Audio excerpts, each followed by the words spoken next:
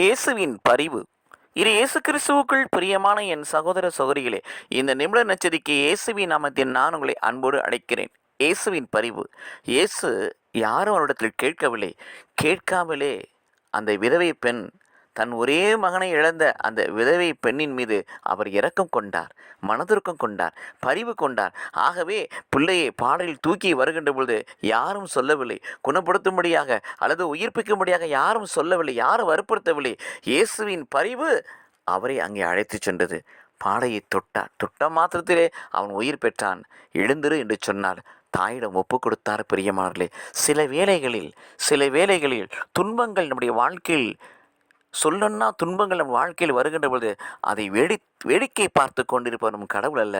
அவர் மனதிருக்கம் உடையவர், அவர் மனம் இறங்கக்கூடியவர், இரக்கத்தை புரியக்கூடியவர், பரிவு உள்ளவர்.